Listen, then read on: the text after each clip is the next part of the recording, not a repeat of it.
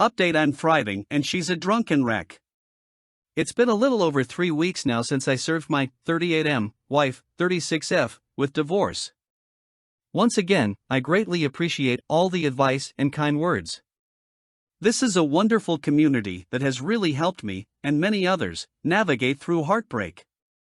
Many have been reaching out to me asking for an update, so I thought I could give the news on events that have transpired, and maybe some of my own personal reflections on everything. Thankfully, things have calmed down. I took the advice of everyone here, my therapist and my attorney, and I left the house. I was hopeful we could coexist and I can stay in my own home, but there was a night where things escalated and I knew it wouldn't be possible to stay under the same roof as her. I was staying in the guest bedroom at the time. One night she had said something nasty, I forget what. Later on she knocked on my door lightly. I answered to find her in tears as she offered an apology for her actions. I thanked her and asked that she leave me be. After closing the door she unleashed a fury of vulgarities at me on the other side of the door. Then went downstairs and continued her tirade. Fucking asshole. I heard over and over, among many heinous insults to me and my family. Luckily, there was no sign of impending violence, but I sat in the room above her as she continued cursing and yelling, hoping she would stop. She eventually did. That night I slept with the door barricaded and made the decision to leave the next day. Once she left for work the next day, I began packing the rest of my things. Luckily I work from home, so I had time before work and during my lunch break to pack up my car. After work was done I jumped in my car with one of the cats and went to my father's where I have been since. It's peaceful here. The house is not occupied most of the time, and many of the rooms were used more for storage. Cleaning out one of the bedrooms upstairs and buying new furniture has been a fun project. The room I'm now staying in is quite cozy. For as long as I have been married I have always wanted a gaming room, and that's what I've been working on turning this room into.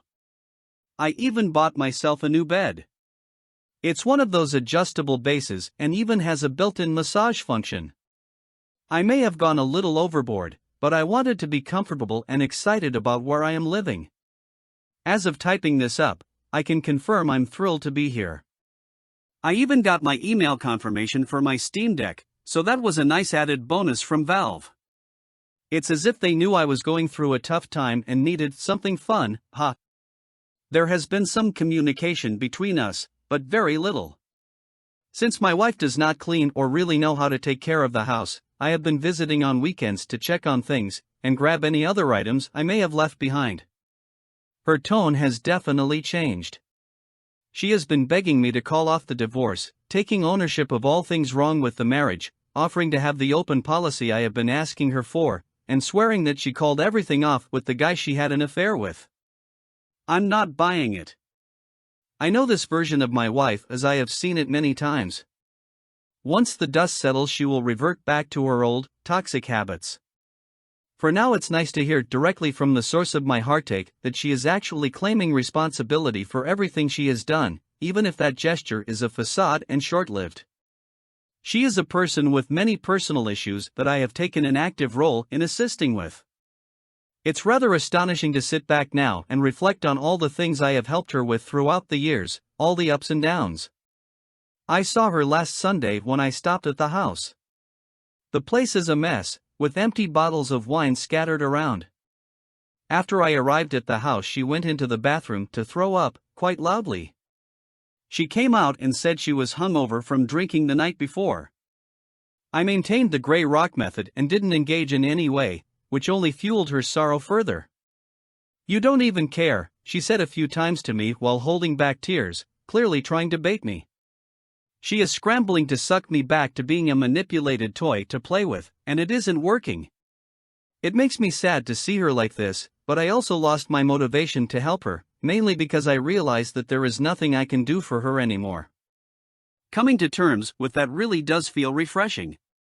Sometimes I wonder why I stayed for as long as I did, but I'm content with how things have unfolded and with my decisions. I first found out she was cheating on me in April 2021. Then found out she cheated again in August that same year. For many, that would have been enough in itself, but I still stayed.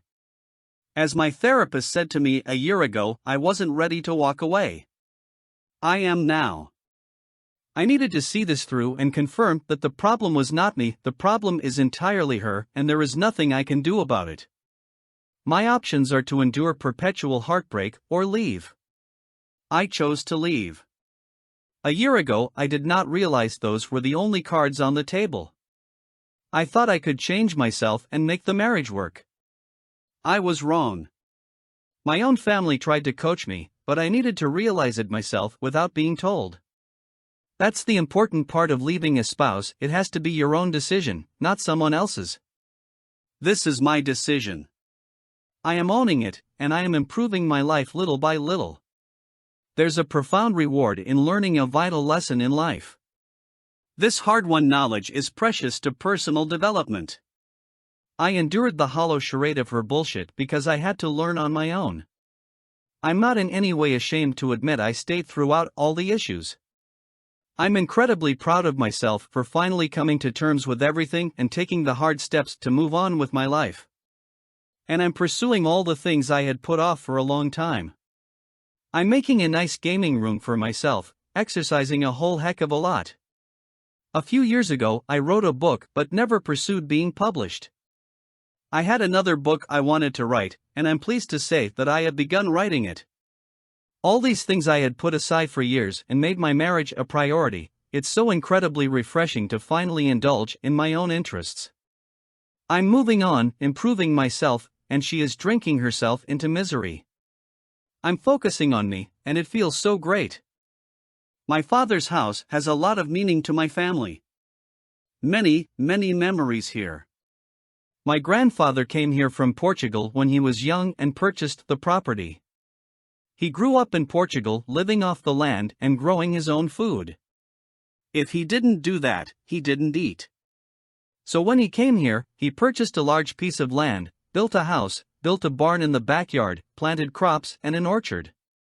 This house represented hope for a brighter future. He had horses, cows, goats, chickens, the whole deal. As my father and his siblings grew up, the land became less populated by livestock, and more a representation of family and freedom.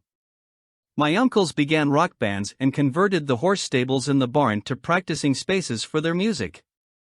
They played among whatever animals were left at the time. When I was born, my father brought me here on the weekends. He and my mother divorced when I was only a few months old, but remained cordial. Weekends meant being free on this land with my dad. It was paradise for a child like me. No rules, lots of land to explore and play on, and a badass father who made me feel so loved and free. He bought me a dirt bike when I was 8 or 9 years old. I used to ride that bike all over the property, around the barn, on the front lawn. My grandmother used to complain that I was tearing up the grass. She'd come outside as I drove by the front of the house and yell at me to slow down, but I'd scoff at her and ride faster around the house and through the orchard.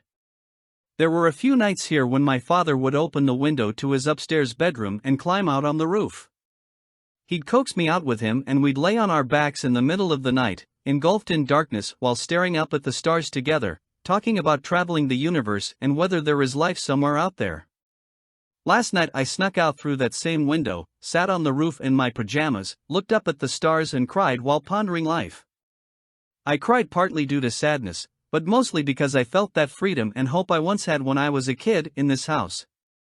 Back then I was always so incredibly eager for what would come from life. I looked forward to growing up, being a good person and living an honest, fulfilling life. Those feelings vanished for a long time, but they are slowly emerging from beneath the rubble of a failed marriage. There's hope for a brighter future, and I can't wait to see what comes next. Now let's look at the comments. The marriage didn't fail because of you here, now it was because of the person you chose, but that is now rectified. And think of this, if she really was working to get you back, she would pull herself together and change, but instead she greets you like a cheap date drunk? No one falls for that, do they? Hope you laughed at that. Just while there. Focus on you, it sounds like you are at a good place for healing. I hope you heal, I hope she does too.